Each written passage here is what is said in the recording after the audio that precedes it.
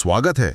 Startups की दुनिया में एक शानदार आइडिया तो चाहिए ही, पर उसकी नींव भी उतनी ही पक्की होनी चाहिए। बिल्कुल। आज हम कुछ ऐसे ज़रूरी दस्तावेजों और नीतियों पर थोड़ी गहराई से बात करेंगे। ये वो चीज़ें हैं जो एक तरह से बिजनेस की नींव का काम करती हैं, उसे सेफ रखती हैं। हाँ, और आगे बढ़ने में मदद भी करती हैं। हमारे पास जो जानकारी है वो स्टार्टअप्स के लिए समझौते और नीतियां नाम की एक गाइड से है, जिसमें कोई 11 ज़रूरी चीज़ों का जिक्र है। तो मकसद ये समझना है कि क्या ये सिर्फ कागजी कार्रवाई है या वाकई में सफलता के लिए ज़रूरी औजार हैं। देखिए, ये सिर्फ कानूनी खानापूर्ति तो बिल्कुल नहीं है। ये शुरू से ही स्पष्टता लाते हैं और भविष्य की कई दिक्कतों से बचाते हैं। एक मजबूत ढांचा तैयार होता है इनसे। अक्सर ऐसा होता है ना कि शुरू में, खासकर जब दोस्त वगैरह मिलकर कंपनी शुरू करते हैं, तो लगता है कि अरे इन सब फॉर्मेलिटीज की क्या जरूरत है। हाँ, बहुत आम है ये। सब आपसी समझ से हो जाएगा। तो इस लिहाज से ये जो संस्थापकों का समझौता है या फाउंडर्स एग्रीमेंट, ये असल में बचाता क्या है? ये बहुत बहुत अहम सवाल है और गाइड भी इसी बात पर जोर देती है।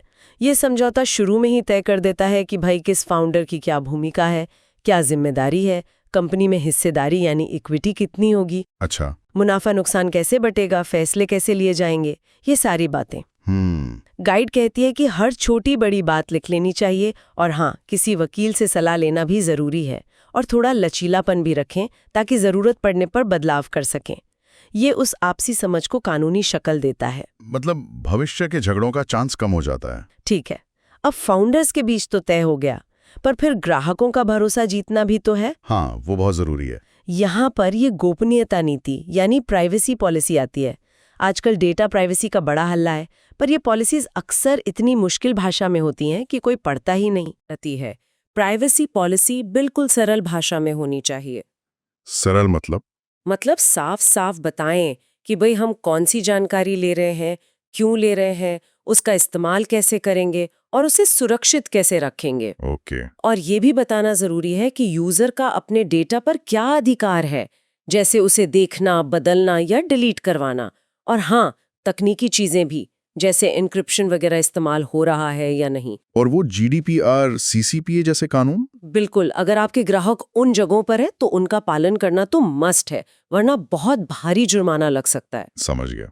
अच्छा, अब टीम बढ़ती है तो आते हैं कर्मचारी। उनसे जुड़े समझौते भी जरूरी हो जाते हैं।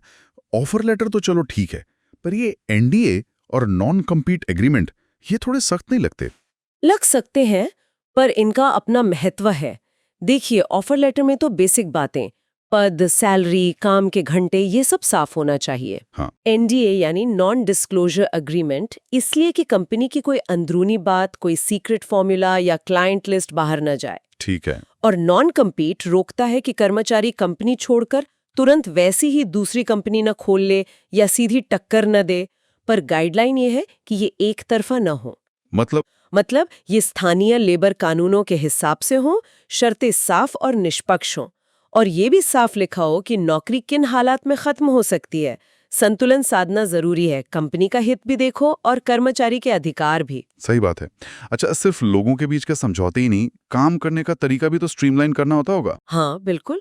यहीं पर शायद स्टैंडर्ड ऑपरेटिंग प्रोसीजर यानी SOPs का रोल आता होगा। पर कई लोगों को लगता है ये तो बड़ी कंपनियों की चीज है। ये एक मिथ है, सच कहूं तो। गाइड कहती है कि SOPs शुरू से ही बहुत काम के हैं। कैसे?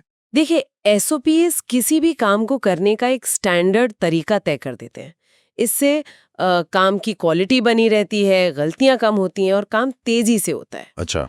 इसे बनाते वक्त बस ध्यान रखना है कि मकसद साफ हो, हर स्टेप लिखा हो, क्या सामान चाहिए, क्या खतरे हो सकते हैं, सब कुछ। और आसान भाषा हो, शायद कोई चार्ट या डायग्राम भी डाल दें। और सिर्फ बनाना नहीं, लोगों को ट्रेनिंग देना और टाइम पर इसे अपडेट करना भी उतना ही जरूरी है। ये असल में बिजनेस को स्केल करने में बहुत मदद करते हैं। और फिर जब पैसा जुटाने की बात आती है, निवेशकों से या बैंक से लोन लेने की, जी, तब आते हैं पिच डेक और प्रोजेक्ट रिपोर्ट। हाँ, ये बहुत महत्वपूर्ण है। ये बाहरी दुनिया के लिए आपके बिजनेस का एक तरह से शोकेस है। इनमें क्या फर्क है मुख्य रूप से?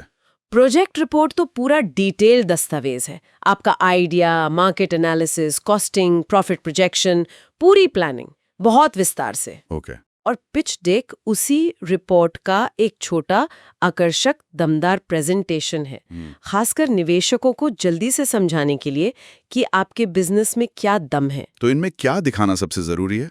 गाइड के मुताबिक दोनों में एग्जीक्यूटिव समरी यानी पूरे बिजनेस का निचोड़, मार्केट की समझ, आपके फाइनेंशियल अनुमान और आप काम कैसे करेंगे, ये स्ट्रैटेजी बिल्कुल साफ होनी चाहिए।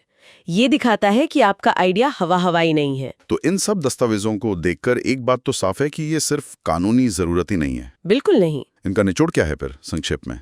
निचोड़ ये है कि ये दस्तावेज स्टार्टअप की नींव है, उसकी मजबूती और सुरक्षा का आधार।